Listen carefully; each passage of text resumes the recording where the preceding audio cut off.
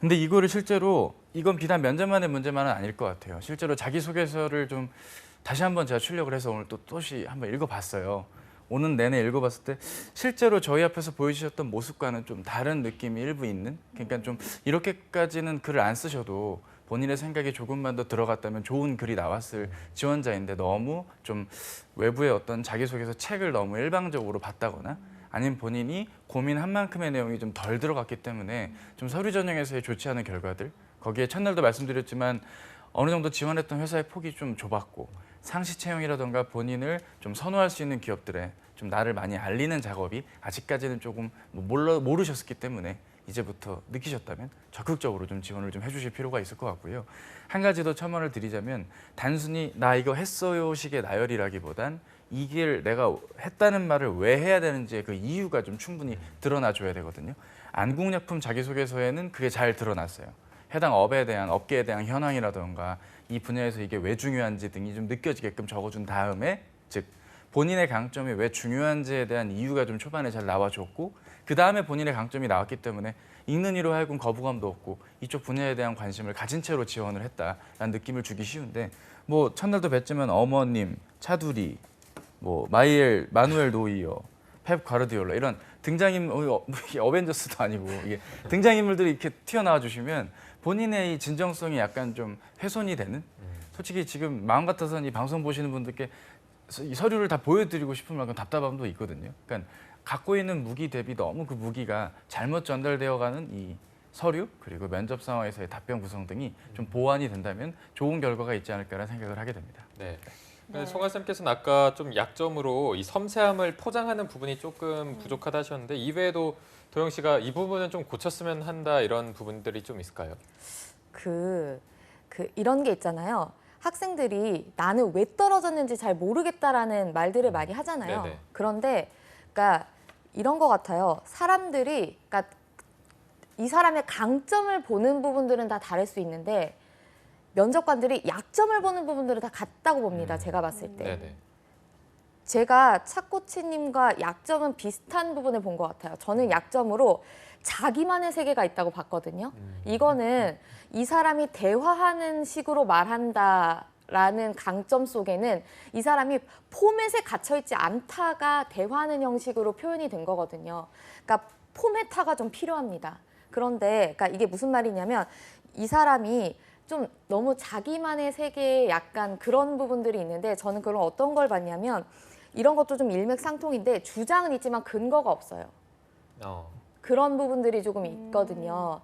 그러니까 이분이 그리고 저한테도 좀 약간 그 사적인 이제 대기실에서 말씀하신 부분들이 저는 한두 문장까지는 자신 있게 이야기를 할 수 있는데 그 뒷문장에서 근거를 붙이는 게 조금 어려워요라고 말씀을 하세요. 그러니까 그러니까 객관화를 시키는 게 좀 어려우신 것 같아요. 불특정 다수가 모두가 공감할 수 있도록 하는 표현이 좀 어려우신 것 같은데 주장에 대한 뒷받침 근거 모두가 납득할 수 있는 그런 부분들에 대한 좀 논리성을 키우시는 게 중요할 것 같아요.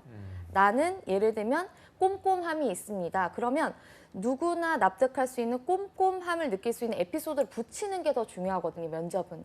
그런 것들이 조금 길러지시는 게 좀 더 합격으로 가까이 갈 수 있는 그런 부분. 이 부분 뭐 차코치님이 구체적인 이유를 더 댔으면 좋겠다와 조금 일맥상통하는 그럼요. 부분도 있는 것 같네요. 네, 송아 쌤이 아주 좋은 말씀을 주신 게 제가 첫날도 말씀을 드렸지만 그러니까 저희 다 꼼꼼하다고 그때 말씀을 드렸던 게 기억이 나요. 그러니까 남다른 꼼꼼함이라고 단어를 하나 형용사가 붙었다 해도 글이 달라지는 건 크게 없거든요. 네.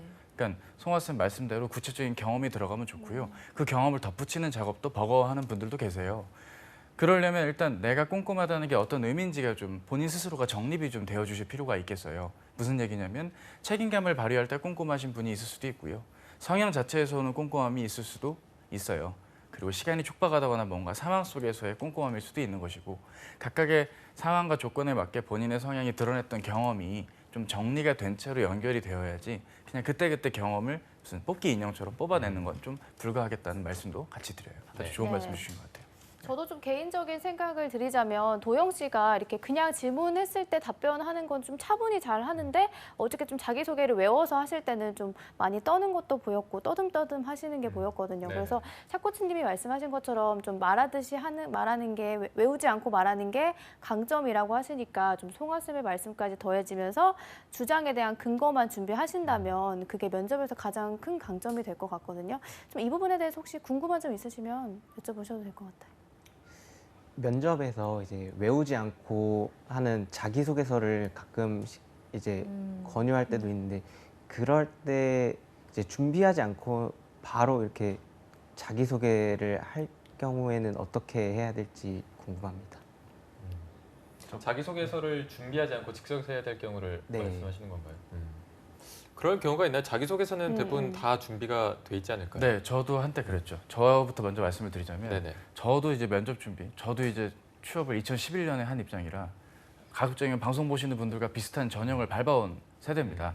안 그래 보이죠? 네, 이제 그런 세대인데 문제는 저도 이제 외우는 것도 한계가 있잖아요. 제가 갔던 모 면접장에선 외운 걸 준비하니까 이제 외운 건 잘 들었고 이제 외우지 않은 걸 한번 들어보겠다라고 말씀을 하시더라고요.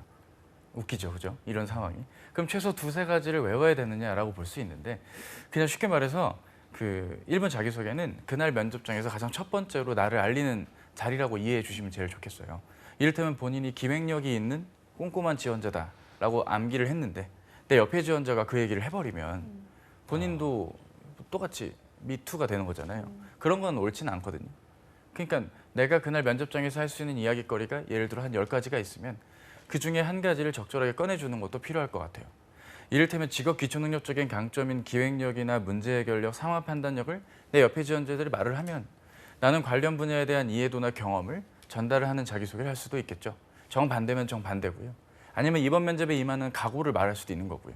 따라서 본인이 답변할 컨텐츠를 어느 정도 준비한 상태에서 가장 그 상황에 최적화된 답변을 먼저 전해주는 것이 1번 자기소개의 관건이라서 아마 외우지 않고 자기소개를 한다는 말이 이런 의미가 아닐까라고 생각을 하게 돼요.